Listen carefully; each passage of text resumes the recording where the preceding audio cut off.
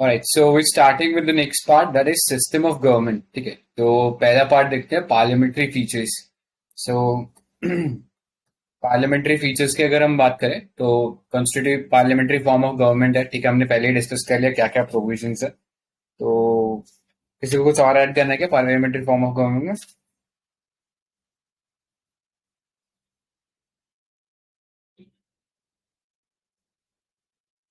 ठीक है, तो आई गेस पिछले सेशन में हम लोगों ने डिस्कस कर लिया था doctrine of separation of power जो है हम लोगों ने देखा था। इसके अंदर ये डिस्टिंक्शन रहता है कि जुडिशरी जुडिशरी सेपरेट रहता है, लेकिन जो एग्जीक्यूटिव और लेजिस्लेचर है पार्लियामेंट्री फॉर्म ऑफ गवर्नमेंट में वो इंटरट्वाइन रहता है। ठीक है, उन दोनों में आपस में रिलेशन होता है, क्योंकि जो लेजिस्लेचर के मेंबर हैं वही मिनिस्टर्स बनते हैं, यानी वही एग्जीक्यूटिव बनते हैं। ठीक है, तो थोड़ा सा एक ये डिस्टिंक्शन था। तो इसको याद रख सकते हैं। बाकी तो आई थिंक सारे फीचर्स तो हमने देख ही लिए थे। इसके अलावा कुछ एक चीजें थी, टर्म्स पता होना चाहिए, लाइक शेडो कैबिनेट क्या होता है, और is shadow cabinet? Shadow cabinet is emergency के लिए एक प्रोविजन होता है। इफ गवर्नमेंट फेल्स तो उसके करस्पॉन्डिंग ऑपोजिशन में सेम मिनिस्टर्स एंड ऑल वो एक प्रोविजन होता है। तो दैट्स शेडो कैबिनेट। हाँ, तो ये ब्रिटिश कॉन्सेप्ट है। ब्रिटिश कैबिनेट में ये चीज, मतलब ब्रिटिश पार्लियामेंट में ये चीज फॉलो रहता है कि एक कॉरेस्पॉन्डिंगली वो लोग बना के रखते हैं शैडो कैबिनेट करके अपोजिशन वाले, एंड वो ट्रैक करते रहते हैं क्या एक्चुअली में जो उस टाइम की जो गवर्नमेंट है वो कर रही है, एंड उसके करस्पॉन्डिंग वो क्या मूव लेते हैं। तो इस सेंस में एक उनकी प्रैक्टिस भी हो जाती है, और कभी इमरजेंसी के प्रोविजन में पावर लेने की जरूरत पड़ती है तो उस सेंस में भी वो पावर ले सकते हैं। ठीक है, डीमेरिट्स क्या है पार्लियामेंट्री फॉर्म ऑफ गवर्नमेंट के? एक तो वहाँ पे डीमेरिट्स, सेंट्रल फिर government go right. Ahead. Continuity of policies नहीं होती है। जैसे हमें पता है कि गवर्नमेंट बार बार चेंज होती है, तो उससे पॉलिसीज कंटिन्यू नहीं रहती। फिर राइट, कैबिनेट कभी डिक्टेटरशिप में बदल जाती है। जैसे मतलब अभी कह तो नहीं सकते, लेकिन जैसे अभी पीएमओ का बहुत वो है, तो मतलब बहुत सारे राइट्स पीएमओ ने अपने अंडर ले लिए हैं।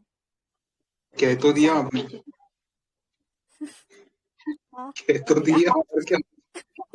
हाँ मतलब पीएमओ कह लो या कैबिनेट बोलो, कि अगर एक पार्टी का मेजोरिटी आ जाती है तो फिर वो लिटरली डिक्टेटरशिप बन जाती है, फिर वो उसको जो पसंद आता है वो चीज करती है। ठीक है, तो ये था। और सेपरेशन ऑफ पावर के अगेंस्ट प्रिंसिपल है ना सेपरेशन ऑफ पावर का, तो उसके भी अगेंस्ट है, वहां से भी याद रख सकते हो। एंड जनरली ठीक है, तो इतना ही था आई गेस इसमें याद रखने लायक। नेक्स्ट पार्ट पे चलते हैं, federals. Yes. Feature of parliamentary form of government में वो भी है कि डबल मेंबरशिप होता है। मतलब मिनिस्टर एक तो एग्जीक्यूटिव का भी पार्ट है, मतलब मेंबर्स, और मतलब जैसे इंडिया में है लेजिस्लेचर का भी पार्ट, कि विदाउट बीइंग अ मिनिस्टर, वो without being a member of parliament वो मिनिस्टर नहीं बन सकता। करेक्ट, तो ये वाला पार्ट हमने वैसे कर ही लिया था। ठीक है, तो नेक्स्ट पार्ट पे चलते हैं, दैट इज फेडरल सिस्टम। ठीक है, तो फेडरल हम लोगों ने देख ही लिया कि इंडिया दो federation of state, federal structure जरूर है, लेकिन फेडरेशन ऑफ स्टेट हम इस्तेमाल नहीं करते, क्योंकि ये जो इंडिया का जो फेडरेशन है ये स्टेट्स मिलकर नहीं बना है, ये कंट्री से हम लोगों ने स्टेट बनाया है। ठीक है, तो India is a union of indestructible union of destructible state. ठीक है, सो उस सेंस में दोनों का अमेलगमेशन है। ठीक है, सो फेडरल गवर्नमेंट क्या होती है, किसको बोलते हैं? तो यहाँ पे ड्यूअल गवर्नमेंट होती है, यानी एक नेशनल गवर्नमेंट होगी और regional, and both will be independent of each other. ठीक है, दोनों होगा। एक रिटन कॉन्स्टिट्यूशन होता है फेडरल कॉन्स्टिट्यूशन में, तो इंडिया के अंदर भी है। Then division of power between national and regional government, तो ये इंडिया में भी है। फोर्थ, सुप्रीमेसी ऑफ कॉन्स्टिट्यूशन होता है, ये इंडिया में भी है।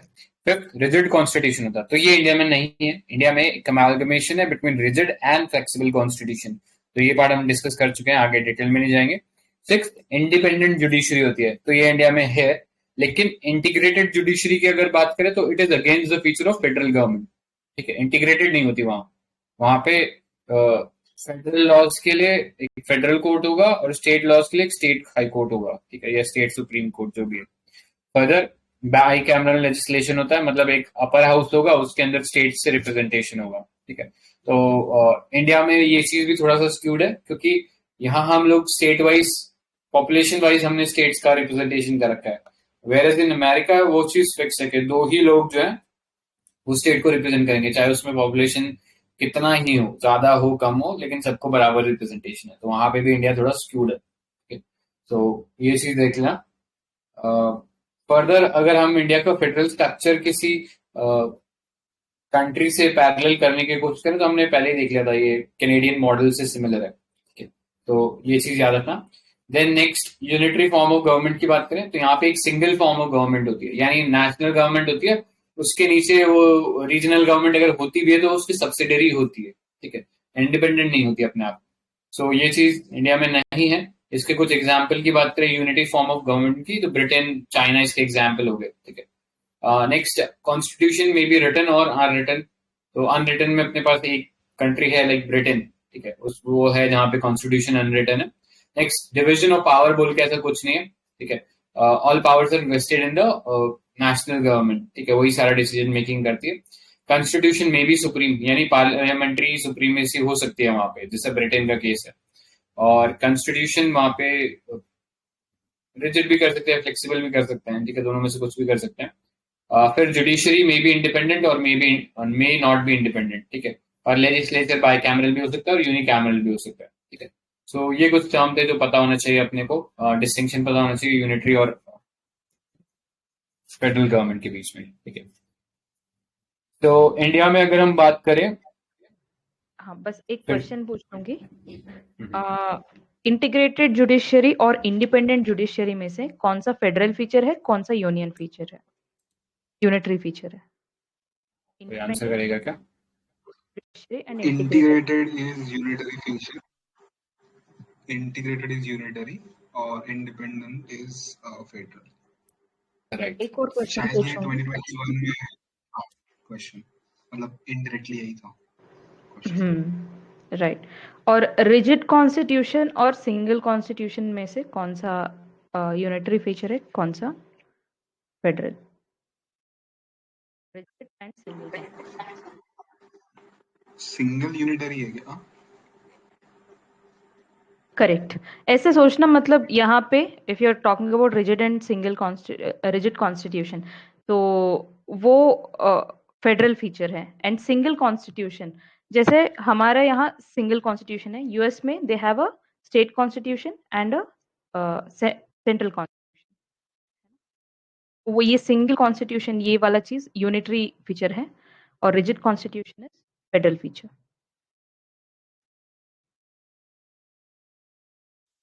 करेक्ट। ठीक है, नेक्स्ट पे चलते हैं। अबाउट यूएस कॉन्स्टिट्यूशन, वहां पे भी रिजिड है, वो फेडरल फीचर है। ठीक है, आगे चलते हैं। ठीक है, नेक्स्ट चलते हैं सेंट्रल स्टेट रिलेशंस। ठीक है, तो सेंट्रल स्टेट रिलेशन जो है हम इसको क्लासिफाई कर सकते हैं इन 3 हेड्स मेजरली, लेजिस्लेटिव रिलेशंस में, एडमिनिस्ट्रेटिव रिलेशंस में एंड फाइनेंशियल रिलेशंस में। ठीक है, तो अगर लेजिस्लेटिव रिलेशन से स्टार्ट करते हैं तो सबसे पहले आर्टिकल्स पता होना चाहिए। तो आर्टिकल 245 से लेके 255 पार्ट 11 जो है कॉन्स्टिट्यूशन का, उसके अंदर आते हैं। ठीक है, सो पार्लियामेंट जो है लॉज बना सकता है पूरी कंट्री के लिए एंड एक्स्ट्रा टेरिटोरियल ऑल्सो। ठीक है, मतलब इंडिया के बाहर भी अगर कोई लॉ बनाना है तो वो पार्लियामेंट का काम रहेगा। एंड जो स्टेट लॉज है वो स्टेट की जो बाउंड्रीज है वहां तक लिमिटेड रहेगा। ऑल्दो अगर कोई ऐसा कुछ सब्जेक्ट है जिसके ऊपर डायरेक्ट कोरिलेशन है स्टेट से, ठीक है, वहां पे वो उसका पावर स्टेट के बियॉन्ड भी एग्जिस्ट कर सकता है, लेकिन बहुत एक लिमिटेड केस होना चाहिए एंड डायरेक्ट कोरिलेटिविटी होनी चाहिए उस स्पेसिफिक इशू से। ठीक है, जिसको डॉक्ट्रिन ऑफ पेटेंट सब्सटेंस के थ्रू हमने कई बार डिस्कस किया है।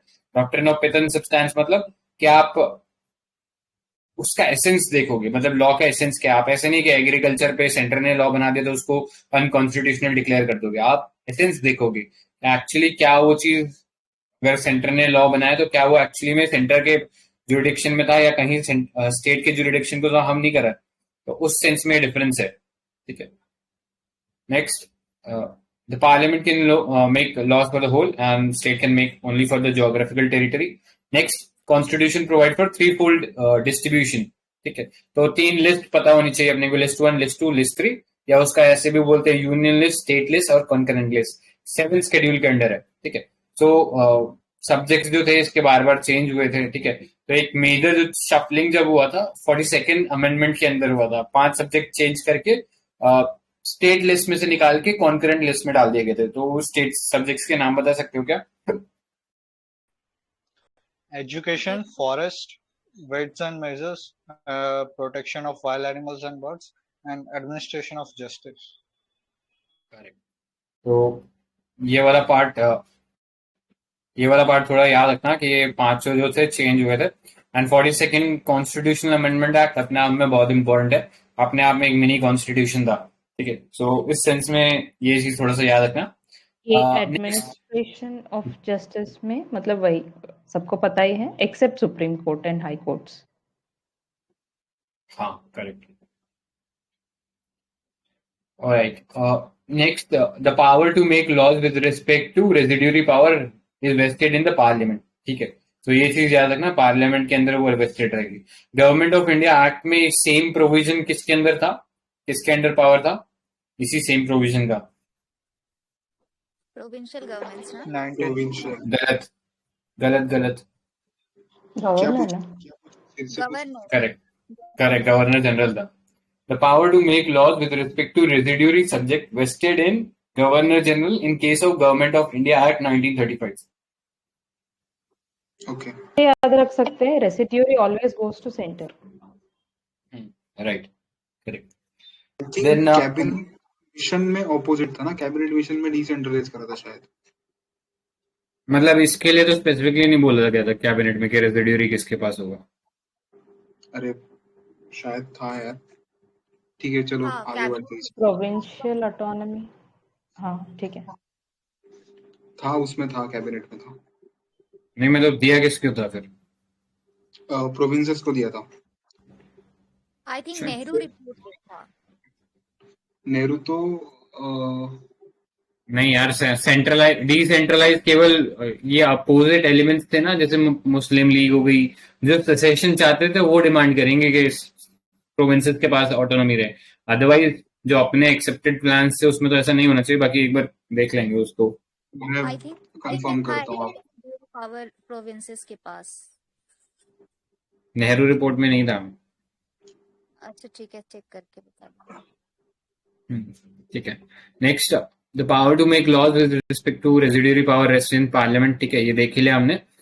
Constitution empowers the Parliament to make laws on any matter enumerated in the state list under these circumstances. तो 5 extraordinary circumstances है जहां पे पार्लियामेंट स्टेट के लिए लॉ बना सकता है, यानी जो जुरिडिक्शन है या जो सेपरेशन ऑफ पावर था बिटवीन स्टेट और सेंटर, ठीक है, उस बाउंड्री को ट्रांसेंड कर सकता है यूनियन। ठीक है, सो वो कब कब कर सकता है? पहला है जब राज्यसभा एक रेजोल्यूशन पास कर they supported by 2/3 of its member present.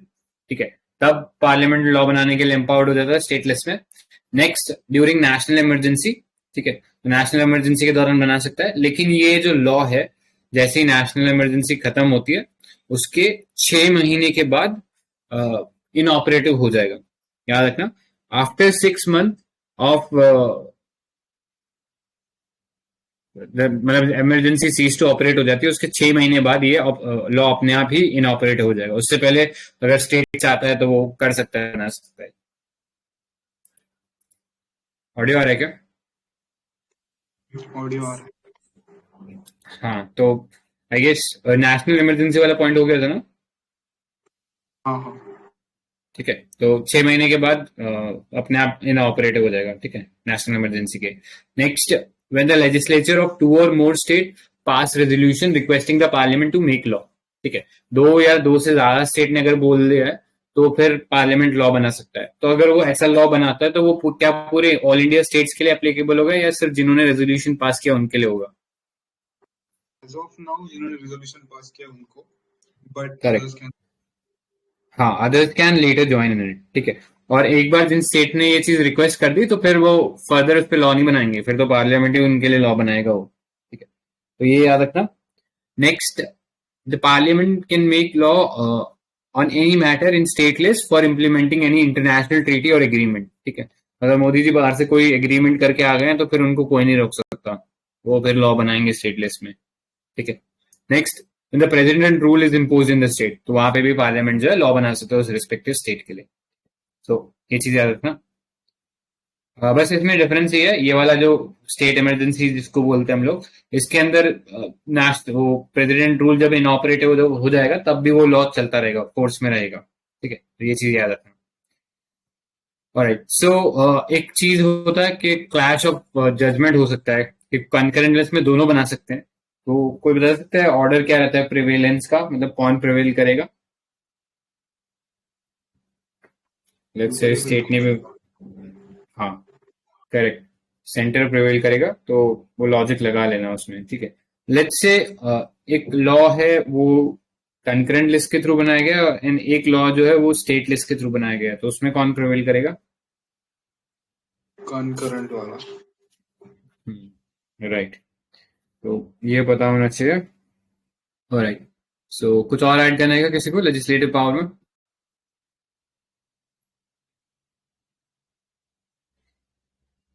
ठीक है, दिन नेक्स्ट पे चलते हैं। बाकी गवर्नर को तो अपने को पता ही है। ठीक है, कि गवर्नर कुछ बिल जो है रिजर्व कर सकता है प्रेसिडेंट के असेंट के लिए, तो वहां पे भी वो अपना पावर जो है चला सकता है यूनियन। ठीक है, नेक्स्ट, एडमिनिस्ट्रेटिव रिलेशंस, तो आर्टिकल 256 से शुरू होता है एंड 263 तक जाता है, और ये पार्ट 11 में है अगेन। ठीक है, सो एग्जीक्यूटिव जो पावर है वो भी सिनोनिमस ही है, मतलब जैसे सेंटर का ऑल ओवर इंडिया चलेगा वैसे स्टेट का सिर्फ उसकी ज्योग्राफिकल बाउंड्री तक चलेगा। ठीक है, अनटिल अनलेस कोई और डायरेक्ट कोरिलेशन हो किसी पावर के साथ तो वहां पे वो एक्सटेंड हो सकता है। ठीक है, सो ये चीज याद रखनी है कि executive power of every state is to be exercised in such a way as to ensure compliance with the law made by parliament. ठीक है, and any existing law which में apply in the state.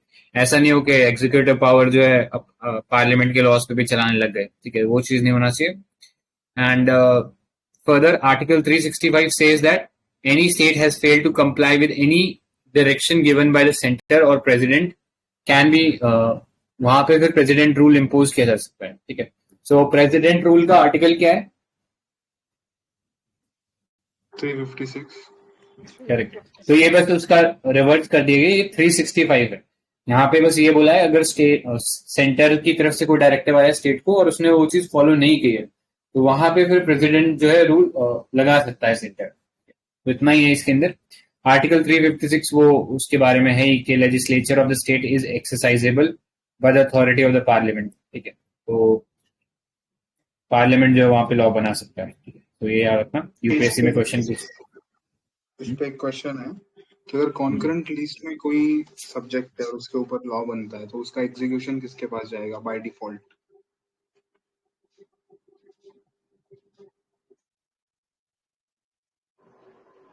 States के पास ही जाएगा ना? Centre के नहीं, centre नहीं, state के पास जाएगा unless and until specifically mention करा है लॉ बनाते टाइम कि वो इसका पावर है, मतलब सॉरी वो काम यूनियन को करना है। ठीक है, तो बाय डिफॉल्ट मतलब अल्टीमेटली एग्जीक्यूट स्टेट को ही करना है इसलिए। हाँ, अल्टीमेटली स्टेट को एग्जीक्यूट करना है unless and until specifically mention. ये एक थोड़ा हट के पॉइंट है यार। करेक्ट, ठीक है।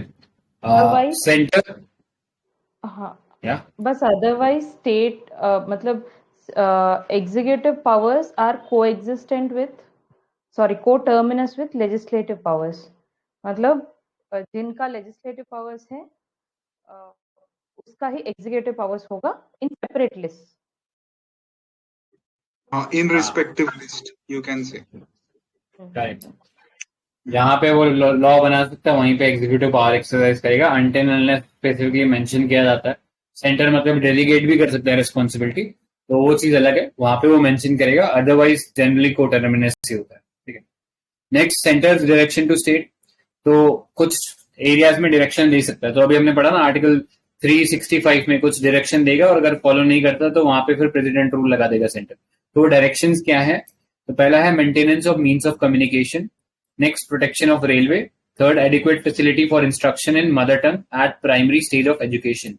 Next, execution of specified scheme for welfare of scheduled tribes. ठीक है, तो scheduled tribes के लिए डायरेक्शन दे सकता है, मदर टंग में इंस्ट्रक्शन के लिए दे सकता है प्राइमरी लेवल पे, रेलवेज के लिए दे सकता है और मीन्स ऑफ कम्युनिकेशन के लिए डायरेक्शन दे सकता है. ठीक है, सो ये चीज याद रखना.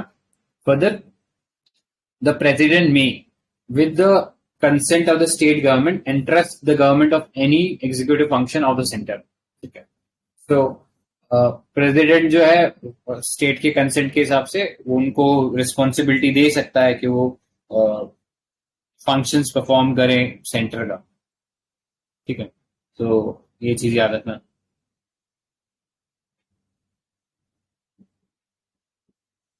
हाँ, लेकिन इसमें एक एक्सेप्शन ये है कि जैसे अभी तो हमने बात किया कि प्रेसिडेंट में with the consent of the government. ठीक है, यानी लेट्स से प्रसाद सर कोई स्टेट गवर्नमेंट और मैं सेंटर हूँ. ठीक है, मैं पीएम को बोलता हूँ कि मैं प्रेसिडेंट को बोलता हूँ कि आप इनको ये पोर्टफोलियो दे दो. ठीक है, इम्प्लीमेंट करने के लिए, और प्रसाद सर हाँ बोलते तभी प्रसाद सर को मिलेगा. ठीक है, ऐसे जबरदस्ती नहीं थोपा जाएगा. लेकिन अगर डेलीगेशन पार्लियामेंट से है, ठीक है, तो उसके लिए फिर प्रसाद सर का जरूरत नहीं पड़ेगा, वहां मैं प्रसाद सर को सीधा चिपका सकता हूँ. ठीक है, ये गवर्नर एक कंडीशन है गवर्नर और प्रेसिडेंट के बीच में, like president with the consent of state government can entrust something and governor with the consent of central government can enter something. When this ये permission president और governor के बीच में चल रहा हो.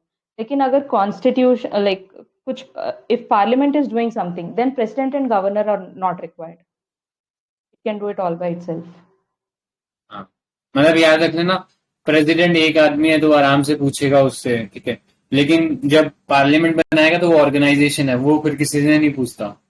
ऐसा करके याद रख लेना. ठीक है, मतलब लॉजिक ऐसा लगा लो. ठीक है, तो नेक्स्ट, ऑल इंडिया सर्विसेज के लिए article 312, the constitution authorises parliament to create an all India service on the basis of Rajya Sabha on the basis of a resolution pass by Rajya Sabha to give effect. ठीक है, तो याद रखना आर्टिकल 312 ऑल इंडिया सर्विसेज के बारे में था. Next, integrated judicial system. तो single system of court enforces both central laws and state laws. ठीक है, जजेस of high court are appointed by the president in consultation with the chief justice of India and the governor of the state. ठीक है, तो ये point है यहाँ पे. और कुछ ऐड करना है क्या किसी को एडमिनिस्ट्रेटिव पावर में?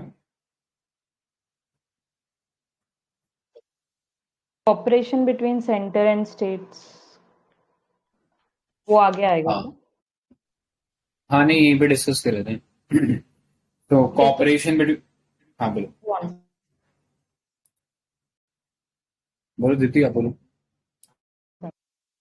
कॉपरेशन बिटवीन सेंटर और स्टेट्स में एक है interstate control over waters of interstate reverse and river valleys. उसके लिए parliament can provide for adjudication of any disputes, मतलब ट्रिब्यूनल बना सकते हैं रिवर के लिए. And president can establish interstate council.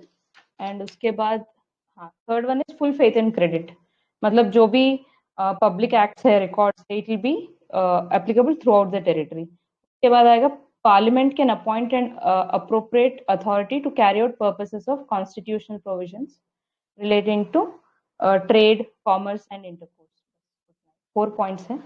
एक है रिवर के बारे में, second one is interstate council, third one is full faith and credit, and fourth one is providing authority for trade, commerce and intercourse. इसके अलावा all India services तो हमने देख लिया. इसके अलावा कुछ और पब्लिक सर्विसेज कमीशन बन सकता है. ठीक है, तो सेंट्रल एंड स्टेट रिलेशन में ये भी चीज होता है कि chairman and the member of state public service commission दो appointed by the governor of state can only be remove by the president. ठीक है, तो जैसे कोई स्टेट पब्लिक सर्विस कमीशन हो गया तो उसका मेंबर्स जो है उसको अपॉइंट तो गवर्नर करेगा, लेकिन उनका रिमूवल प्रेसिडेंट करेगा. ठीक है, तो ये चीज थोड़ा सा डिस्टिंक्शन है. जनरली हम लोग देखते हैं जो अपॉइंट करता है वही रिमूव भी करता है, लेकिन यहाँ पे डिफरेंट है. Next, the parliament can establish a joint public service commission for 2 or more states. The chairman and the members of JSPC are appointed by the president. ठीक है, क्योंकि यहाँ 2 से ज्यादा स्टेट हो गए तो कोई सेंस नहीं बनता कि कौन से स्टेट का गवर्नर अपॉइंट करेगा, तो वहां उस कंफ्यूजन को मिटाने के लिए प्रेसिडेंट आएगा. ठीक है. Next, UPSC serves the need of state also on the request of state governor and with the approval of president. तो उनको भी सर्व कर सकता है UPSC. And the UPSC assists state in forming and operating schemes of joint recruitment. ठीक है, तो जहाँ पे भी स्पेशल क्वालिफिकेशन वगैरह चाहिए होगा किसी पोस्ट के लिए तो वहां पे भी यूपीएससी हेल्प कर सकता है स्टेट्स का. ठीक है, तो यही था. बाकी तो आई थिंक हमने देख ही लिया जो इंटीग्रेटेड जुडिशियल सिस्टम होता है. ठीक है, कुछ और ऐड करना है किसी को? हाँ, कितने कॉमन हाई कोर्ट्स हैं?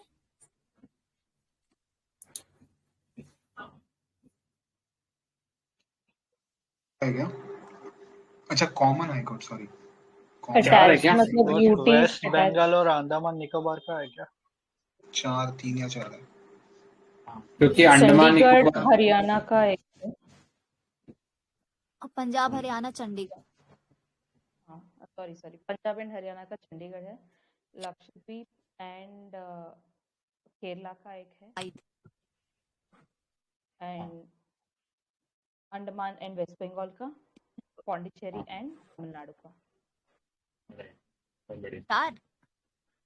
आई थिंक नॉर्थ ईस्ट में भी शायद ऐसा, और लद्दाख वगैरह में भी शायद यही है. लद्दाख और जम्मू कश्मीर का एक है. टोटल कितने हुए? टोटल यार आई थिंक कितना लगा रहा 5 हो गए total. Okay.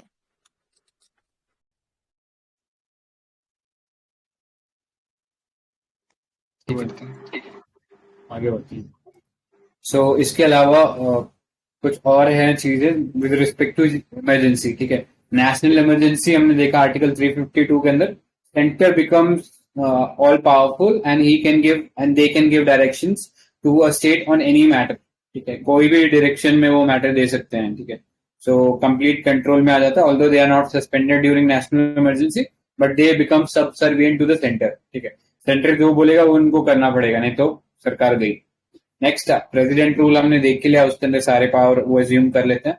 And the state government and the power vested in governor और any other executive authority in the state. ठीक है, तो पार्लियामेंट वो पावर्स या प्रेसिडेंट वो पावर्स एज्यूम कर सकता है एग्जीक्यूटिव के लिए. ठीक है. Next, during the operation of financial emergency centre can direct the state to observe canons of financial property. ठीक है, तो उनको डायरेक्शन दे सकता है आपको खर्चा कैसे करना है. ठीक है, इसके अलावा एक एक्ट है, आर्टिकल और है, आर्टिकल 355. इसके अंदर क्या होता है? What is article 355 about? Trade and commerce. It's about नहीं, no. That's 301 on 307. Okay, right. 355 is duty of states कि यार सबको मिलजुल के रहना है and all that. Yeah, right. Actually it's about 355. मतलब ये सीक्वेंस देखोगे आर्टिकल का तो इट कम्स बिटवीन 352 एंड 360. तो कुछ ना कुछ नेशनल इमरजेंसी से ही रिलेटेड है, मतलब इमरजेंसी के प्रोविजन से कुछ कहीं ना कहीं रिलेटेड है. तो इसमें सेंटर के ऊपर 2 ड्यूटी इंपोज करता है आर्टिकल 355. पहला, to protect every state against external aggression and internal disturbance. ठीक है, तो माइंड यू हमने नेशनल इमरजेंसी के केस में देखा था ग्राउंड्स में से हमने इंटरनल डिस्टर्बेंस से हटा के आर्म्ड रिबेलियन कर दिया, लेकिन 355 में अभी भी वो चीज चेंज नहीं हुआ. अभी भी यहाँ पे इंटरनल डिस्टर्बेंस चल रहा है, तो सेंटर का रिस्पॉन्सिबिलिटी प्रोटेक्ट करना. दूसरा, to ensure that the government of every state is carried out on in accordance with the provision of the constitution. ठीक है, तो ये भी इंश्योर करना है कि जितने भी स्टेट गवर्नमेंट है वो कॉन्स्टिट्यूशन के अकॉर्डिंग वर्क कर रहे हैं. ठीक है, एक तो 355 में ये 2 रिस्पॉन्सिबिलिटी है. So further the governor of state is appointed by the president and he holds office during the pleasure of president. ठीक है, तो स्टेट का कॉन्स्टिट्यूशनल हेड होता है गवर्नर, लेकिन he is basically appointed at the pleasure of president only. ठीक है, and he is acting as an agent of the centre. ठीक है, तो इस तरीके से भी सेंटर का रोल चल रहा है. Further, the state election commissioner appointed by the governor of the state can only be removed by the president. ठीक है, तो जो SPSC से रिलेटेड देखी थी, स्टेट पब्लिक सर्विस कमीशन से रिलेटेड फैक्ट देखा था, वो भी same holds true for chief election state election commission, ठीक है, तो ये याद रखना। ऑलराइट, नेक्स्ट चलते हैं फाइनेंशियल रिलेशंस पे।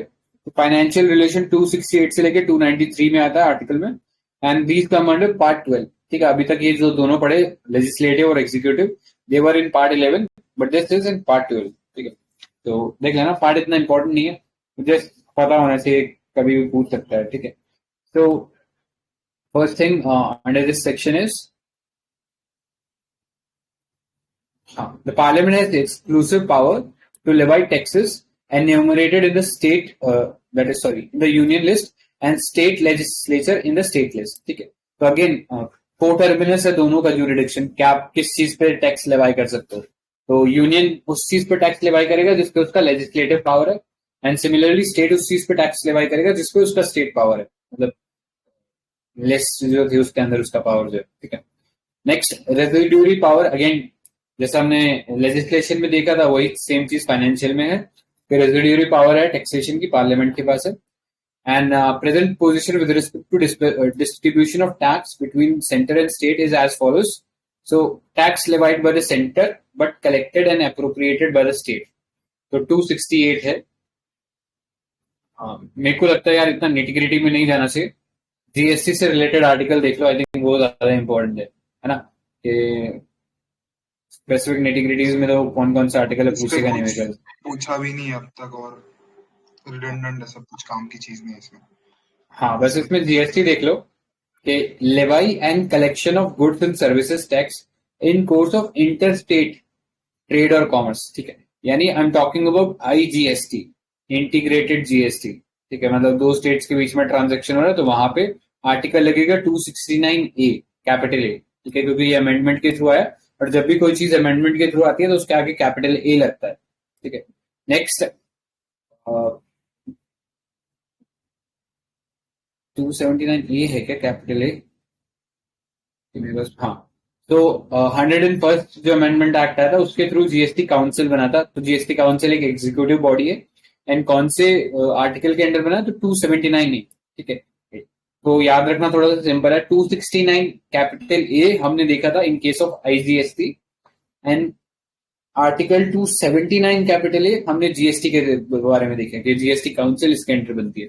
तो ये दोनों इसके अंदर याद रख लेना, बाकी इतना नेटिग्रिटी में जाने की जरूरत नहीं है।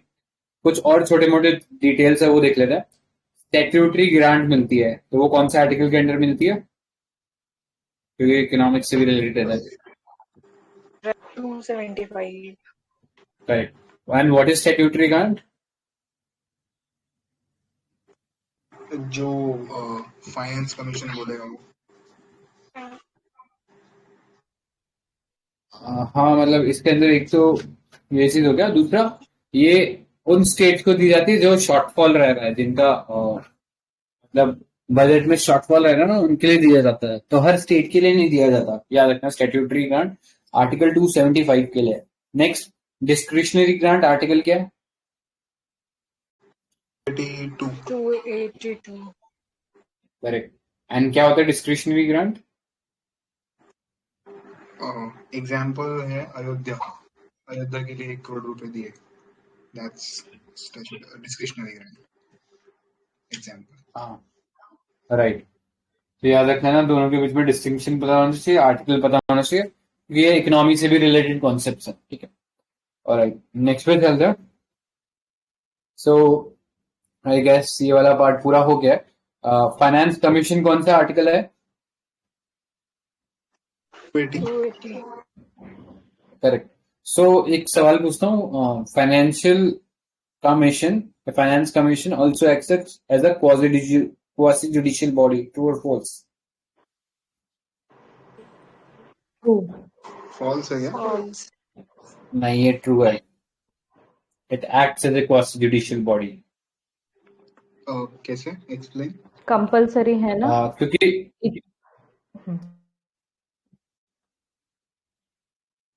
हाँ, तो इसके अंदर बेसिकली क्या होता है, स्टेट्स के लिए डिसाइड करना ना कि शेयर कितना देना है, ठीक है।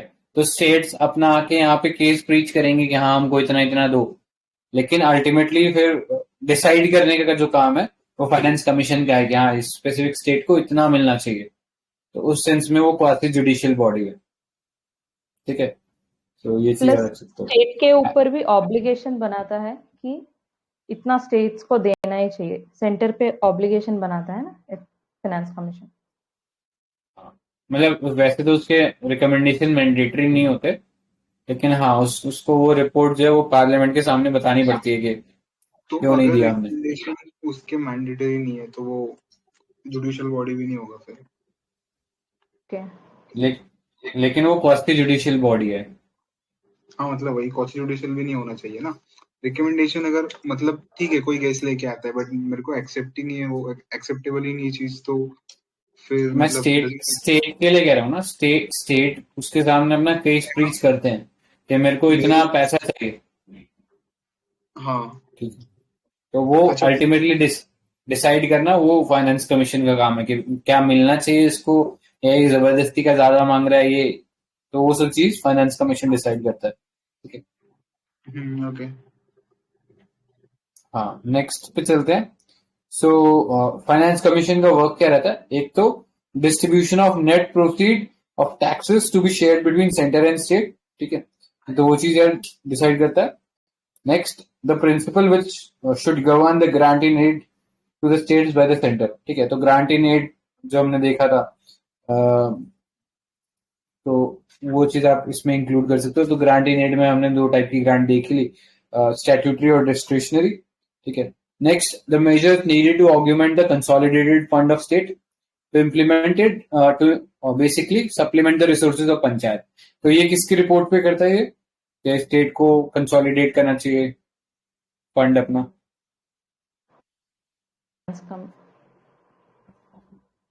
हाँ, जो state finance, correct correct, state finance commission की रिपोर्ट पे वो बेसिकली स्टेट को रिकमेंड करता है कि हाँ आप ये सब चीजें कीजिए एंड आपका रेवेन्यू जो है पंचायत के लिए सप्लीमेंट हो जाएगा इस तरीके से। नेक्स्ट, एनी अदर थिंग या any other term of references जो कि प्रेसिडेंट ऑफ इंडिया ने उनको दिए, ठीक है, तो ये याद रखना, इतना ही था इसके अंदर काम का, और कुछ काम का नहीं है, ठीक है। ऑलराइट, और बोरोइंग्स की बात कर लेते हैं सेंटर और स्टेट के बीच में। तो सेंटर कोई भी बोरोइंग करता है तो वो अपनी कंसोलिडेटेड फंड ऑफ इंडिया को एज अ सिक्योरिटी रख के बोरो करता है, ठीक है, तो ये याद रख लेना, ठीक है। एंड फर्दर जो स्टेट्स होते हैं रिस्पेक्टिवली वो भी सेम चीज करते हैं, can borrow within India upon the security of the consolidated fund of state, ठीक है। बट ये चीज याद रखना कि अगर स्टेट को अब्रॉड से पैसा जुटाना है तो उसके लिए फिर सेंटर का परमिशन लगेगा, तो एक ये चीज याद रखना। Next, the central government can make loans to any state और give guarantees in respect of any loan raised by any state, so any sum required for the purpose of making such loans are to be charged on the consolidated fund of India, ठीक है, तो state को अपने consolidated fund से वो दे सकता है पैसा, ठीक है। Further, a state can not raise any loan without the consent of centre if there still is an outstanding loan, ठीक है, अगर स्टेट ने कोई आउटस्टैंडिंग लोन उठा रखा है जिसकी गारंटी सेंटर दे रखा है कंसोलिडेटेड फंड ऑफ इंडिया के थ्रू, तो फिर वो कोई लोन बिना सेंटर की परमिशन से नहीं उठा सकता है, ठीक है, सो ये याद रखना। बोरोइंग थोड़ा इम्पोर्टेंट है ये साल, क्योंकि वो 15,000 करोड़ का एक प्रोविजन लेके आया था ना बजट में, 50 इयर्स तक इंटरेस्ट सेंटर देगा स्टेट को, तो और सब लोग पैसे रिजेक्ट कर रहे हैं, तो उस सेंस में ये थोड़ा बोरिंग वाला आर्टिकल्स देख लेना और सब क्लॉजेस थोड़े से अच्छे से देख लेना। नेक्स्ट, कुछ टैक्सेस से इम्यूनिटी है, ठीक है, जैसे सेंट्रल जितनी भी प्रॉपर्टी है जो भी स्टेट्स के अंदर है उनको एग्जेम्पशन है स्टेट टैक्सेस से, ठीक है, तो corporation created by central government हाँ, मतलब जैसे समझ लो मेरा कोई डिपार्टमेंट है, मैं कोई डिफेंस मिनिस्ट्री का मेरा ऑर्गेनाइजेशन है और मैंने डिफेंस मिनिस्ट्री का कोई ऑफिस खोल डाला स्टेट के अंदर, ठीक है, सो वहां पे मेरे को कोई ऐसे उसके ऊपर टैक्स नहीं लगेगा, ठीक है, तो कोई भी सेंटर की प्रॉपर्टी है उसके ऊपर स्टेट जो है टैक्स नहीं लगा सकता। लेकिन एक चीज याद रखने का कि ये सपोज कोई गवर्नमेंट पीएसयू है, ठीक है, जैसे समझ लो भेल का कोई फैक्ट्री लगानी है राजस्थान के अंदर, तो मेरे को वहां पे फैक्ट्री लगानी है, तो वहां पे क्योंकि मैं एक कॉर्पोरेशन हूँ, कंपनीज के तौर पे मेरे को बनाया गया, तो फिर वो मैं किसी भी स्टेट टैक्स से इम्यून नहीं हूँ, वहां पे मेरे को टैक्स देना पड़ेगा, ठीक है, क्योंकि पीएसयू अपने आप में एक सेपरेट एंटिटी हो गई, उसका काम प्रॉफिट कमा के देना है, ठीक है, सो याद रखना। फर्दर एग्जेम्पशन ऑफ स्टेट, मतलब अगर इसका वाइस वर्सा, सॉरी, हाँ, इसका वाइस वर्सा अगर बात करें तो उसमें क्या होगा?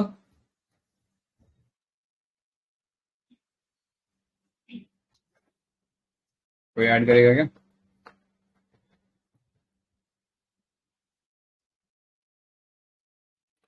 ऑडियो आ रहा है ना? वही state is exempted from central taxation.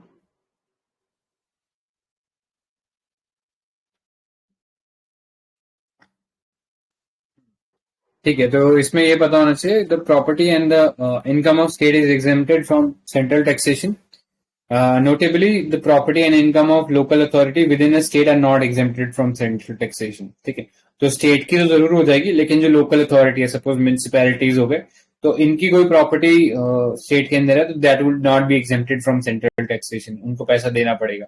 ठीक है, और सिमिलरली अगर स्टेट की कोई कॉर्पोरेशन है जो कि इन सब कामों में इंडल्ज है, तो उसको भी सेंटर से टैक्स देना पड़ेगा. ठीक है, सो ये चीज याद रखना. ठीक है, और किसी को कुछ ऐड करना है इस पार्ट में?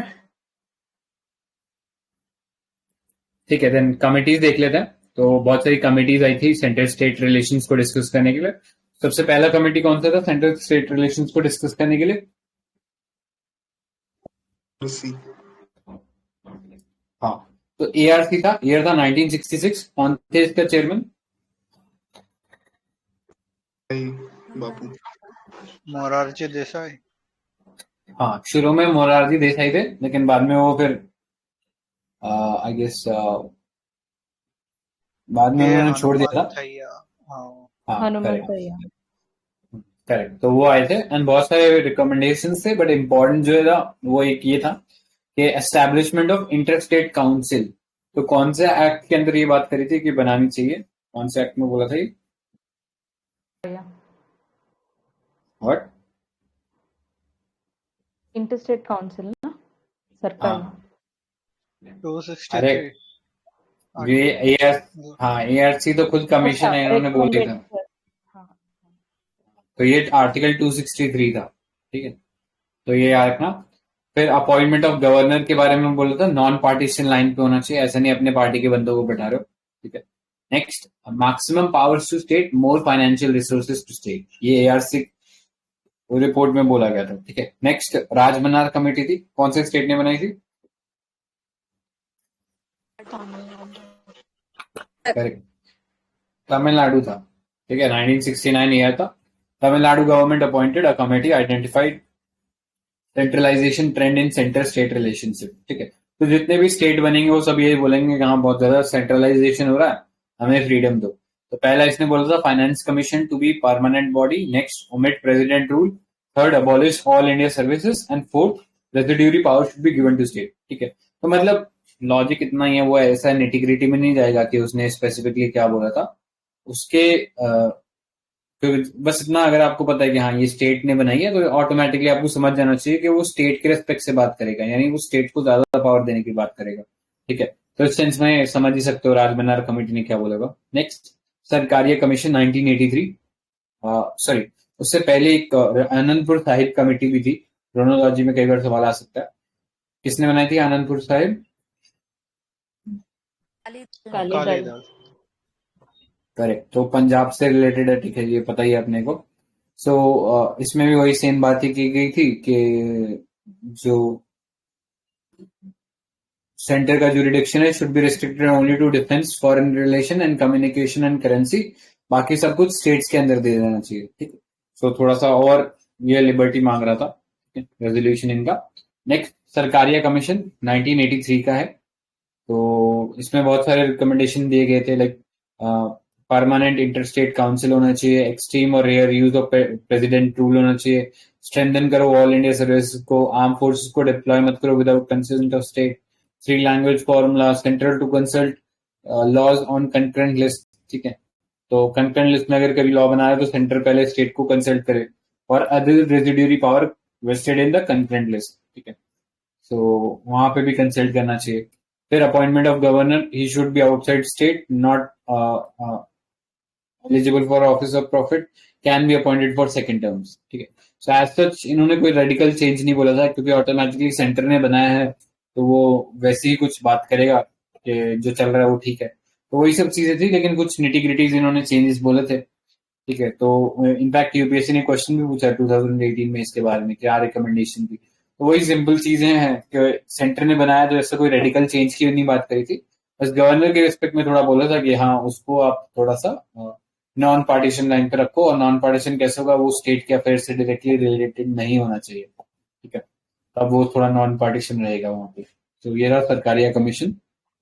नेक्स्ट, हाँ, रिकमेंडेशन मतलब जो इम्पोर्टेंट है बता देती हूँ। Consultation of chief minister in appointing state governor, वो एक है, और गवर्नर का 5 years टर्म, और 3 language formula, commissioner for linguistic minorities, फिर जोनल काउंसिल्स। हाँ मतलब central should have powers to deploy armed forces without consent of states, not with consent, without consent. फिर इतना ही है।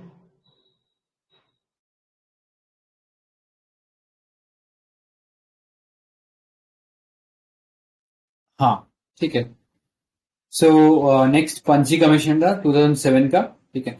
तो काफी कुछ सरकारिया कमीशन से ही उन्होंने और सेकेंड एआरसी से ही रिपोर्ट लिया था, वही आगे रिकमेंड नहीं कर दिया था। तो इसमें आई डोंट थिंक कुछ इतना इम्पोर्टेंट है याद रखने वाला, पॉइंटर्स वही सेम ही थे। बस एक चीज इसने ये बोलती, create all India new all India services, governor not to be chancellor of university. अभी ये न्यूज में था, केरला में से शायद गवर्नर को हटा के खुद चांसलर बन गए थे वो, सीएम वगैरह, ठीक है। सो इसलिए थोड़ा याद रखना, पंची कमीशन ने इस पे डायरेक्ट रिकमेंडेशन दिया था, ठीक है। नेक्स्ट, गवर्नर का इम्पीचमेंट प्रोसीजर भी बनाने की बात की थी पंची कमीशन ने, तो वो भी याद रख सकते हो। Setting up of inter state trade and commerce commission, ठीक है। तो ये कुछ इंपॉर्टेंट रिकमेंडेशन थे, और भी थे बट ये कुछ इंपॉर्टेंट थे जो याद रख सकते हो। सो इतना था। किसी को कुछ और ऐड करना सेंट्रल स्टेट में? सी का ईयर क्या था, 2003 या 4? इसका सेकेंड ईआरसी। उसका आई गेस 2005 था। ओके। कमीशन में ये जो गवर्नर 163 के अंडर गवर्नर डिस्क्रिशनरी पावर है ना, वो पर्सनल डिस्क्रिशन नहीं है, it's he has to act with advice of council of ministers. तो ये पंची कमीशन में बोला गया है। 63 के अंडर गवर्नर डिस्क्रिशनरी पावर है ना। हाँ, it is said in Panchi Commission, it is said that it should not be the personal discretion of governor. It has to be on the aid and advice of Council of Ministers, state के under. We know governor has certain discretionary powers, ना? तो ऐसा personal discretion नहीं है। Right, ठीक है। तो ये सब चीज था, आगे चलते हैं। Next part is interstate relations, ठीक है। तो article 262 of the constitution provide for adjudication of interstate water dispute, ठीक है। सो इस चीज में दो प्रोविजंस है। पार्लियामेंट में by law provide for adjudication of any dispute, and parliament may also provide that neither supreme court nor any other court is to exercise jurisdiction, ठीक है। so may by law है, ठीक है। अगर ऐसा कोई लॉ बनाए तो उस चीज को कर सकते हैं, अदरवाइज सुप्रीम कोर्ट तो कर ही सकता है। so बहुत सारे इंटरस्टेट वाटर कमीशन बने, एक बार थोड़ा ईयर देख लो, रिवर्स देख लो, कई बार ऐसा सवाल आ जाता है कि कितने बने हैं कितने नहीं बने। तो कृष्णा वाटर डिस्प्यूट था 1969 में between state of Maharashtra, Karnataka and Andhra Pradesh. Next, Godavari water dispute 1969 में ये भी बना था, महाराष्ट्र, कर्नाटका, आंध्रा, मध्य प्रदेश एंड उड़ीसा के बीच में। नर्मदा वाटर डिस्प्यूट ट्राइब्यूनल बना था 1969 में, राजस्थान, गुजरात, मध्य प्रदेश, महाराष्ट्र के बीच में। Ravi Beas water dispute tribunal 1986 में बना था, पंजाब, हरियाणा एंड राजस्थान के बीच में। Next, Kaveri water dispute tribunal 1990 में बना था, कर्नाटका, केरला, तमिलनाडु, पुडुचेरी, ठीक है। तो सभी सदर्न स्टेट जो थे वो इंक्लूड हो गए थे कावेरी वाले में। कृष्णा वाटर डिस्प्यूट अगेन वापस बनाइए, तो 2004 के अंदर बना था, महाराष्ट्र, कर्नाटका और आंध्र प्रदेश के बीच में, ठीक है। Next is Vansadhara water dispute tribunal, Orissa और आंध्र प्रदेश में। तो बता सकते हो ये रबर कहाँ से ओरिजिनेट होती है, वंशधरा? छत्तीसगढ़।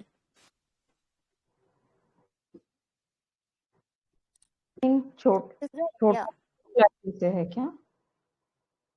हाँ, राइट। तो ये वाला देख लेना, वंशधरा। आई थिंक ज्यादा पॉपुलर तो ये रबर सिर्फ डिस्प्यूट के चक्कर में ही, नहीं तो इतना पॉपुलर भी नहीं है, ठीक है। तो यही है। क्या है इसका आंसर, क्या है? किस स्टेट में ओरिजिनेट होती है? ये एक्चुअली उड़ीसा में ओरिजिनेट होती है, ओके। ओके। और फिर ये बहती है आंध्र प्रदेश में, ठीक है। तो इतना ही इम्पोर्टेंट है इसके बारे में। Srikakulam district lies on the bank of this river, ठीक है। Alright, next Mahadayi water dispute है। तो ये गोवा, कर्नाटका एंड महाराष्ट्र के बीच में कौन से स्टेट, मतलब कौन से रिवर स्टेट में ओरिजिनेट होती है महादाई? कर्नाटका ना? नहीं नहीं नहीं नहीं। ये ओके, मांडोवी अलग है। व्हाट? मांडोवी अलग है, महादेवी और मांडोवी अलग है। नहीं, सेम ही है। तो ये कर्नाटका होना चाहिए शायद। हाँ, ये कर्नाटका है। कर्नाटका से हाँ, कर्नाटका है और फिर गोवा में एंटर कर जाती है, ठीक है। हाँ, ये एक वाटरफॉल भी है फेमस इस पे। दूध सागर है ना? हाँ, दूध सागर। याद रखना, हमने ये पढ़ी है। मांडोवी महादाई रिवर दोनों स्टेट्स के बीच में डिस्प्यूट में थी, बट यहाँ पे महाराष्ट्र भी इंक्लूड कर लिया हमने डिस्प्यूट में, ठीक है।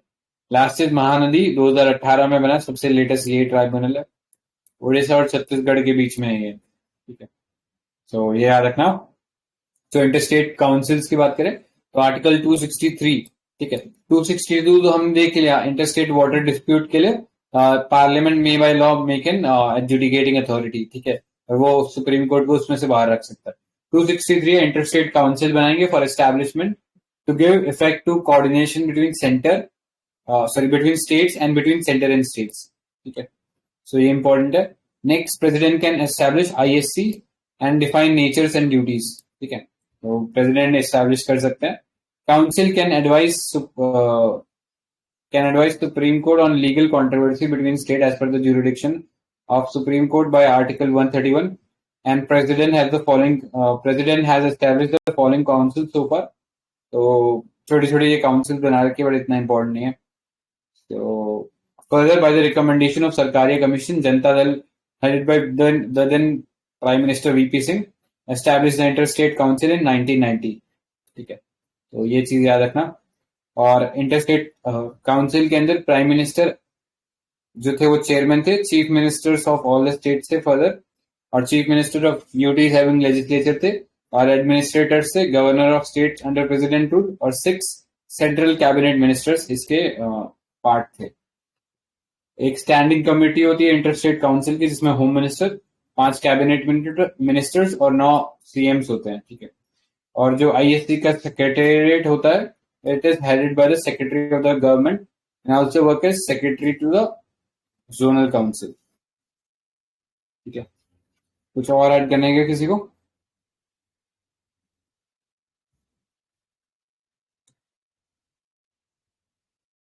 तो याद रखना, स्टैंडिंग कमेटी होती है इसके लिए, उसका चेयरमैन जो होता है वो होम मिनिस्टर होता है, ठीक है।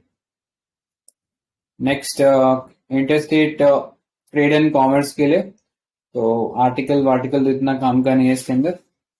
नेक्स्ट, जोनल काउंसिल्स पे चलते हैं। तो एक सवाल पूछता हूँ, zonal councils are statutory bodies, true और फॉल्स? ट्रू है ना? True. स्टेट ऑर्गेनाइजेशन एक्ट से आया है। हाँ, करेक्ट। तो ये पता होना चाहिए, करेक्ट है स्टेटमेंट। तो they are statutory body form by the state reorganisation act of 1956। तो कितनी जोनल काउंसिल अभी?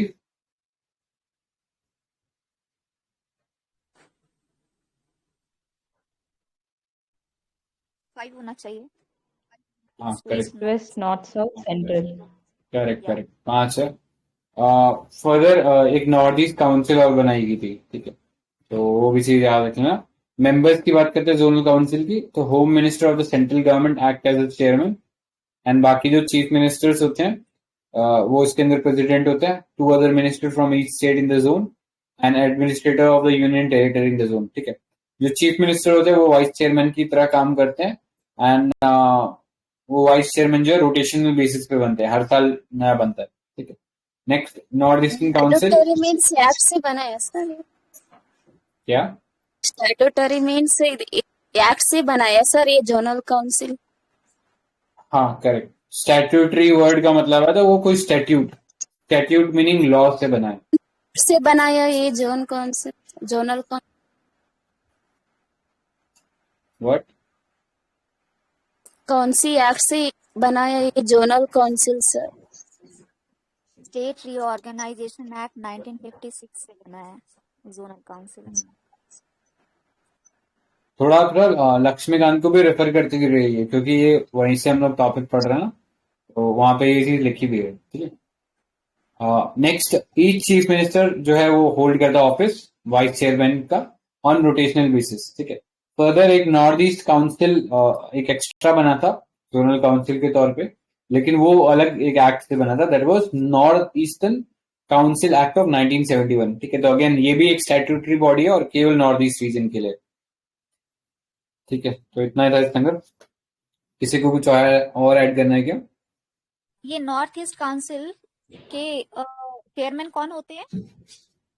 होम मिनिस्टर भी होते हैं ना? होम मिनिस्टर होते हैं। हाँ ओके। सबको होम मिनिस्टर तो ये ध्यान रखना क्वेश्चन में कि अगर पूछ रहा है अंडर स्टेट रीऑर्गेनाइजेशन एक्ट तो जोनल काउंसिल और अलग हो जाता है, उसके लिए अलग ही एक्ट था, north eastern council act of 97। तो ये ध्यान में रखना। हाँ करेक्ट। तो ठीक है, हमने बॉडीज देख ली। इंटर स्टेट काउंसिल 263 के अंडर बनती है। कई बार पता है कंफ्यूजन हो जाता है इंटर स्टेट काउंसिल और जोनल काउंसिल के बीच में, ठीक है। तो इंटर स्टेट काउंसिल के लिए एक्चुअली एक्ट में बोला हुआ था कि आप एस्टैब्लिश करो, लेकिन इसको एक्चुअली एस्टैब्लिश किया था वीपी सिंह जनता दल के जो हेड थे उन्होंने इन 1990, ठीक है, एक्ट के थ्रू। तो एक तो ये चीज याद रखना। दूसरा जोनल काउंसिल वो इंटर स्टेट तो जो जोनल काउंसिल है वो हमने देखी थी स्टेट रीऑर्गेनाइजेशन एक्ट के थ्रू बनाई थी 1956 वाले से। तो यही था इसके बारे में इम्पोर्टेंट। नेक्स्ट चलते हैं इमरजेंसी प्रोविजंस पे, ठीक है। सो नेशनल इमरजेंसी आर्टिकल बता दो कौन सा है? 352, 356, 360। हाँ एक्चुअली मैंने नेशनल इमरजेंसी पूछा था, आपने सारी बता दी, ठीक है। नेशनल 352, इमरजेंसी तो करेक्ट 352 आर्टिकल है नेशनल इमरजेंसी के लिए। एंड क्या ग्राउंड्स पे डिक्लेयर हो सकती है? External and internal. वो तो हमने अपने कन्वीनियंस के लिए करा हुआ है ना, तो एग्जैक्टली आर्टिकल में क्या लिखा हुआ है, कौन से ग्राउंड्स पे हो सकती है? External aggression, armed rebellion. और एक और भी है एक्सटर्नल व्यक्ति, aggression war and wait external aggression war comes under external.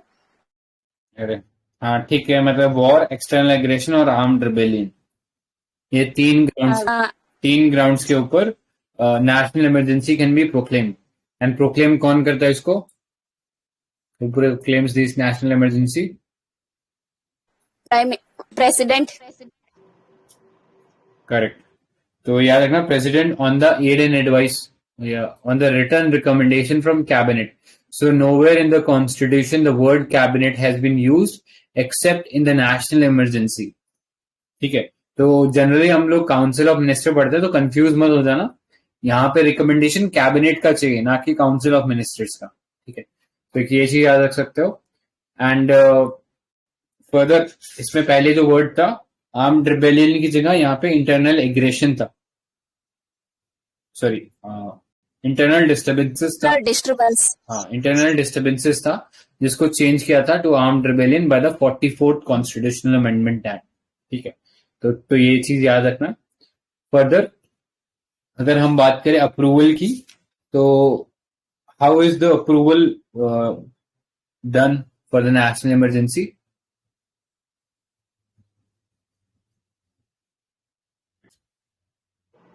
Proclamation of emergency must be approved by both the houses within 1 month from the date of its issuance. 1 month. Correct. Special majority हाँ, तो इसमें एक चीज ये याद रखना, जब initially constitution बना था तो सभी इमरजेंसीज के लिए 2 महीने का टाइम पीरियड अप्रूवल के लिए रिक्वायर्ड था। ठीक है, बट बाद में हम लोगों ने देखा कि नेशनल इमरजेंसी का जो एक ब्लेटेंट यूज किया था इंदिरा गांधी ने 1975, तो उसके बाद एक तरीके से ये समझ में आ गया था लोगों को कि ये बहुत ज्यादा एक्सट्रीम पावर है, तो इसमें थोड़ा से बैरियर्स लगाने की जरूरत है। तो उस सेंस में वो 2 महीने से 1 महीने तक कर दिया गया था नेशनल इमरजेंसी का, वेयर जो स्टेट इमरजेंसी है वो अभी भी 2 मंथ्स का है। ठीक है, तो ये चीज याद रखना। तो ये ऐड किससे किया गया था? ये 44 मतलब जितना भी रेक्टिफिकेशन है with respect two powers under national emergency वाला पार्ट, वो सब 44th अमेंडमेंट से किया गया है। ठीक है, सो 44th के अंदर इसको 1 मंथ का कर दिया गया था from the date of proclamation of national emergency. Further if a national emergency is approved it continues for 6 month. ठीक है, 6 महीने के लिए चलेगी। After that it can be extended to infinite. हाँ, तो उसके बाद वो 30 days तक ये रहेगा, like you know there is Lok Sabha और this thing is under dissolution, तो Lok Sabha ऑपरेटिव नहीं है, तो from that date till 30 days वो ऑपरेटिव रहेगा। एंड सॉरी करेक्ट है, मतलब यही है कि अगर लेट्स से लोकसभा उस टाइम डिसॉल्व है या फिर लोकसभा प्रेजेंट नहीं है, तो जब भी उनकी पहली सिटिंग होगी उससे 30 दिन के अंदर अंदर रेजोल्यूशन पास कराना है, provided that mean time Rajya Sabha ने इसको अप्रूव कर दिया। ठीक है, क्योंकि Rajya Sabha is a continuous house, तो definitely Rajya Sabha should have pass that resolution. ठीक है, and after that Lok Sabha after reconstitution of Lok Sabha, तो वो 30 डेज के अंदर उसको भी साइन कर देना चाहिए। ठीक है, तो तब तक वो जारी रह सकता है। Further if approved by both houses of parliament, the emergency continues for 6 months. ठीक है, and can be extended to an infinite period with the approval of parliament every 6 months. ठीक है, हर 6 महीने में पार्लियामेंट से अप्रूवल लेना है। लेकिन एक प्रोविजन इसमें ऐड कर दिया गया था, मतलब ये पीरियोडिकल अप्रूवल का जो कॉन्सेप्ट है ये 44th कॉन्स्टिट्यूशनल अमेंडमेंट एक्ट से ऐड किया गया था। पहले ऐसा कुछ एक बार नेशनल इमरजेंसी चालू हो गई तो फिर अप्रूवल लेने की जरूरत नहीं थी। ठीक है, सो ये चीज देख लेना। And the resolution for the proclamation of emergency is to be pass by special majority. पहले तो प्रोक्लेमेशन एंड फिर उसका कॉन्टिन्यूएशन जो है वो भी स्पेशल मेजोरिटी से होना चाहिए। पहले सिंपल मेजोरिटी था, लेकिन ये चीज भी 44th कॉन्स्टिट्यूशनल अमेंडमेंट एक्ट के थ्रू ही की गई थी। ठीक है, तो स्पेशल मेजोरिटी मतलब a majority of total membership of the house and a majority of not less than 2/3 present in voting. ठीक है, तो ये चीज याद रखना। नेक्स्ट, रिवोकेशन ऑफ प्रोक्लेमेशन की बात करनी है। सो अगेन लगाना बहुत ज्यादा स्ट्रिंजेंट है, लेकिन इसको निकालना बहुत इजी है। तो यहाँ पे केवल एक रेजोल्यूशन पास करना पड़ेगा by the Lok Sabha with a simple majority. ठीक है, तो उसके थ्रू हम लोग रिवोक कर सकते हैं।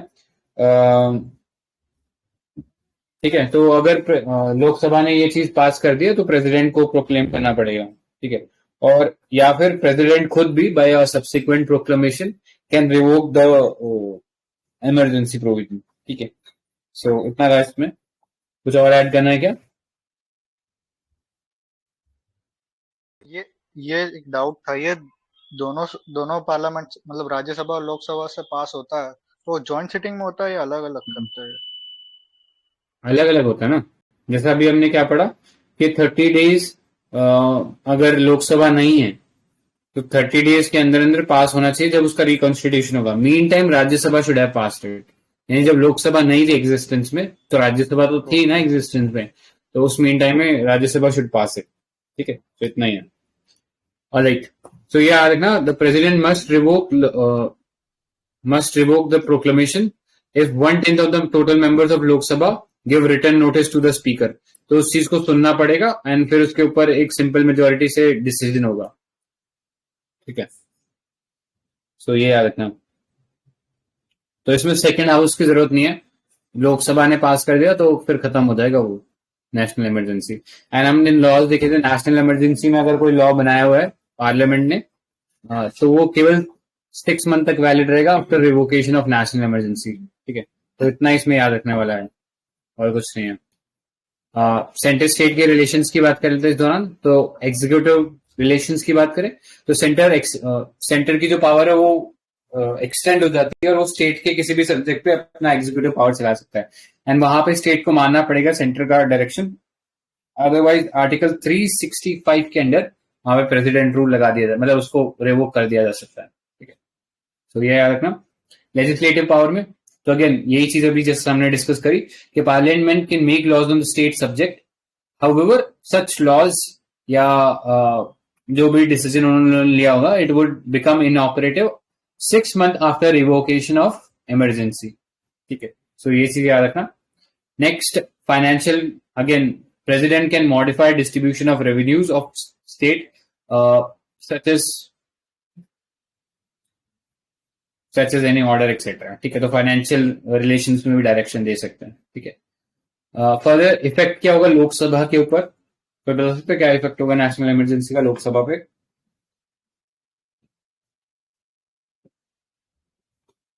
Anyone? Term of Lok can be Sabha extended.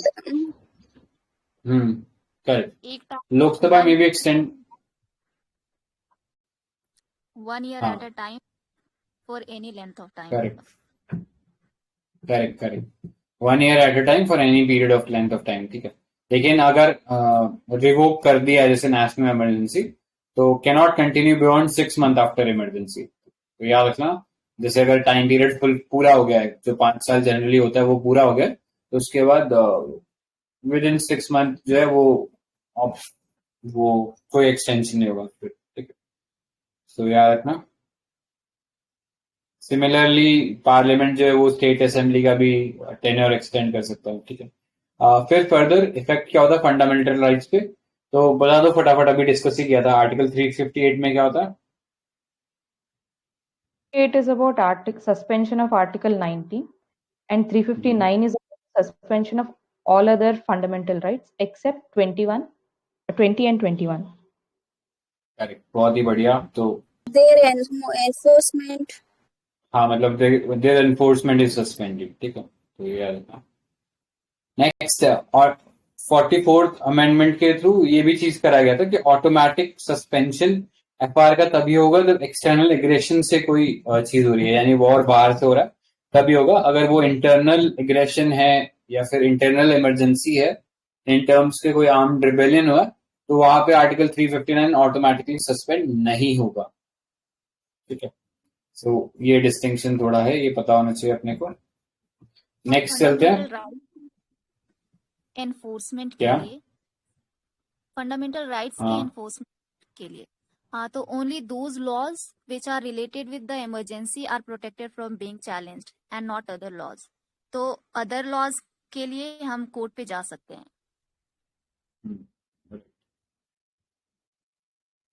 और नेक्स्ट पे चलते हैं, प्रेसिडेंट रूल 19 आर्टिकल 356। तो इसको फटाफट कोई डिफाइन कर दो, क्या क्या चीजें हैं, क्या ग्राउंड्स हैं, कितना प्रोवोकेशन रहता है।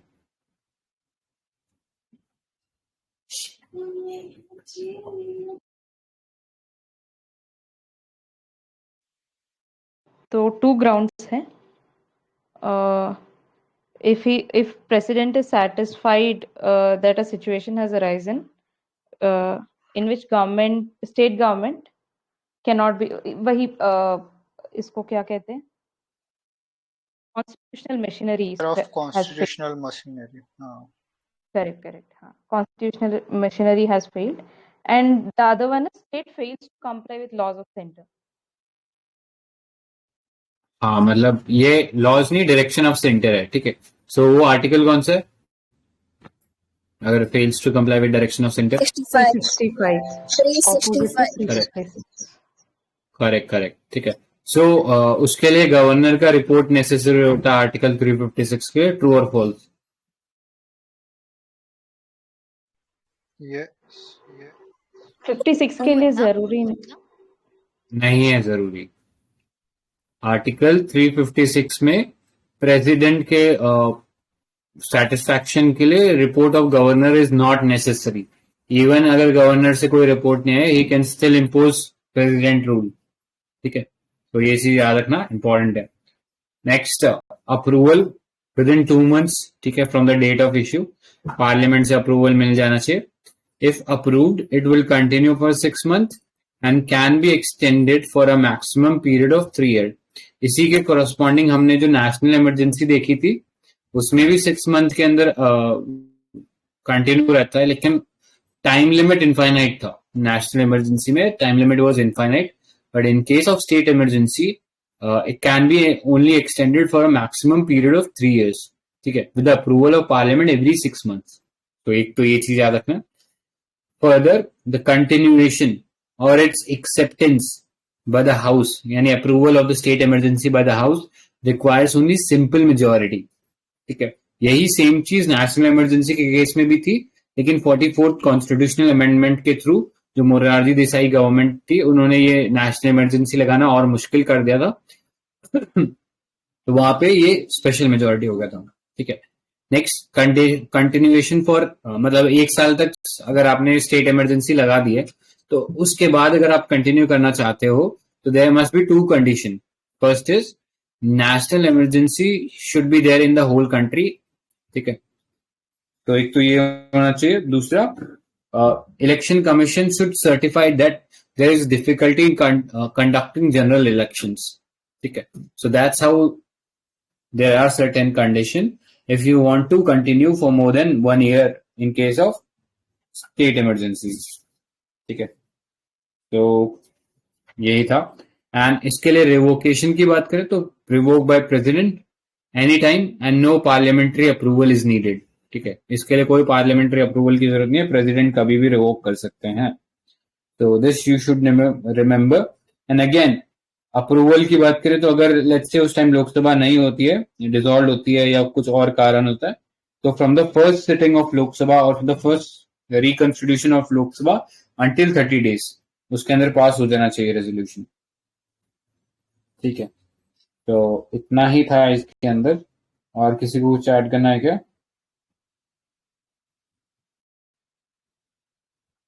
ठीक है, तो इफेक्ट्स देख लेते हैं स्टेट असेंबली पे क्या होता है. So president dismisses the council of ministers. ठीक है, governor on the behalf of centre carry out administrative functions with the help of chief secretary and advisor appointed by the president. ठीक है, तो ये यूपीएससी ने क्वेश्चन भी पूछा हुआ है कि कौन एडमिनिस्ट्रेशन चलाता है. तो governor on the behalf of centre carries out the administration along with the president's advisor, या प्रेसिडेंट ने जिसको भी एडवाइजर अपॉइंट किया हो. ठीक है, so president either suspend or dissolve the state legislative assembly. ठीक है, तो कोई बता सकता है ये कब करता है president? When can he suspend and dissolve the state legislative assembly?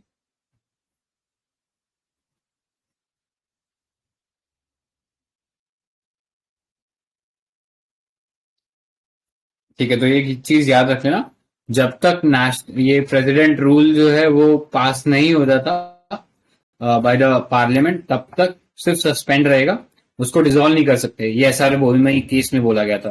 ठीक है, ये चीज याद रखना इंपॉर्टेंट है. एसआर बोमई केस में बोला गया था कि आप डिसॉल्व तब तक नहीं कर सकते जब तक आपने पार्लियामेंट से एक रेजोल्यूशन स्टेट इमरजेंसी के लिए पास नहीं करा लिया है. ठीक है, तब तक वो सिर्फ सस्पेंड कर सकते हो, आप डिसॉल्व नहीं कर सकते. ठीक है, then removal of council of minister, तो ये चीज वो कर सकते हैं. ठीक है, फर्दर करने के लिए फ्लोर टेस्ट चाहिए रहता है. क्या? Without floor test you can not dissolve. हाँ, मतलब आपको एक तो ये भी होना चाहिए कि हाँ कोई गवर्नमेंट नहीं बना सकता. दूसरा, पार्लियामेंट से एक law pass, the state emergency का जो प्रोक्लेमेशन है should B pass by the parliament. ठीक है, तो ये याद रखना. फिर फर्दर जो 44 जो कॉन्स्टिट्यूशनल अमेंडमेंट था satisfaction of president, this provision was brought under judicial review. ठीक है, so judiciary के पास जा सकता है कि satisfaction of president क्या है बोल के. ठीक है, next पे चलते हैं. Financial emergency, article है 360. So president to proclaim financial emergency if he is satisfied that situation has arisen. ठीक है, इंडिया में आज तक कभी भी लागू नहीं हुए फाइनेंशियल इमरजेंसी, so उस सेंस में याद रखना. The approval must be approved by both houses of parliament within 2 months. Next, resolution of approval can be passed by a simple majority. ठीक है, एक तो ये चीज याद रखना, सिंपल मेजोरिटी से पास होता है.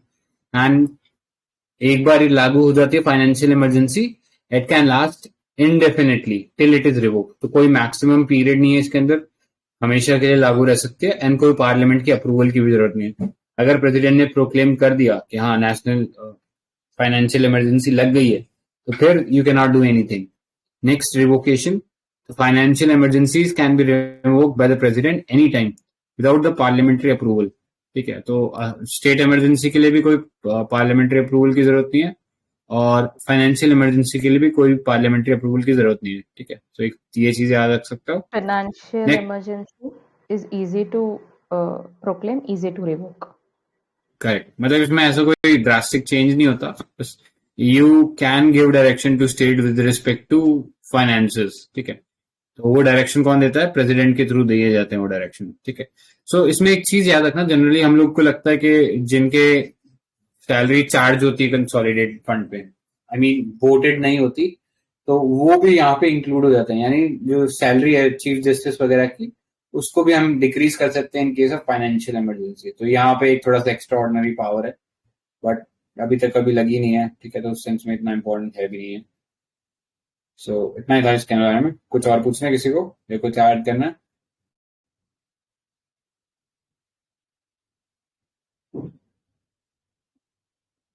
ठीक है, सो आई गेस पार्ट कंप्लीट हो गया, जो 8 का टारगेट था वो. तो